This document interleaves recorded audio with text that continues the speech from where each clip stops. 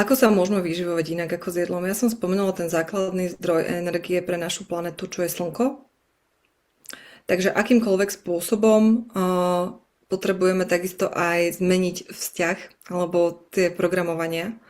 A to, že ja chápem, hej, pre väčšinu ľudí, dokým neprejdú detoxom, tak môže to slnko ublížiť, ale nie na základe toho, že slnko ubližuje, že ti spáli tú kožu, ale iba keď si zadetoxovaný, máš v sebe ťažké kovy, máš v sebe proste veci, ktoré v tom teličku by nemali byť čisté.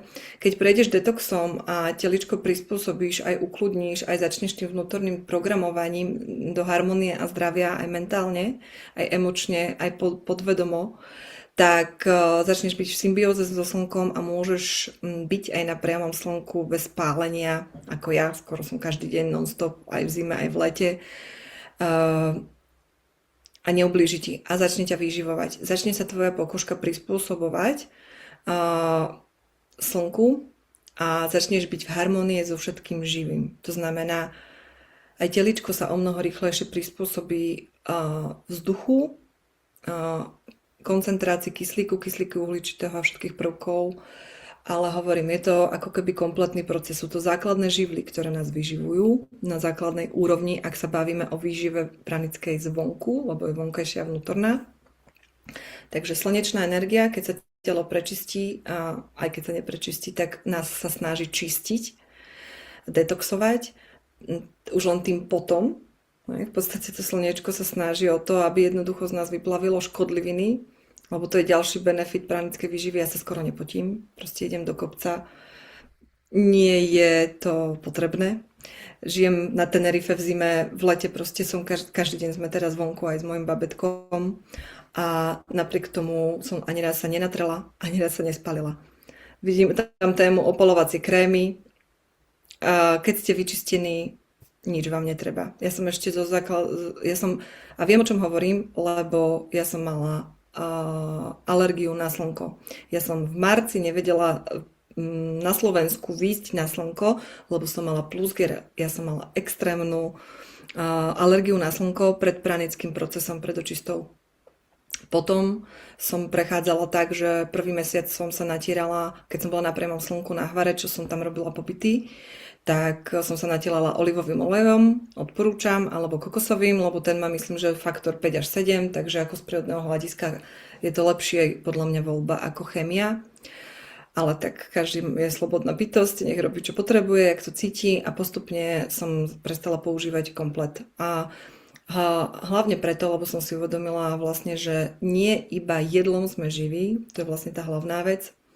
A pred tým naše telo ako spracováva energiu zo stravy, tak ešte predtým o mnoho viac naše telo intenzívnejšie spracováva energiu a vyživuje sa, oživuje sa a ozdravuje sa dýchom.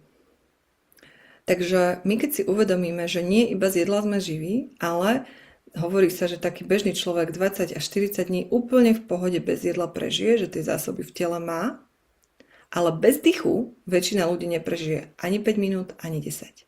Prečo asi?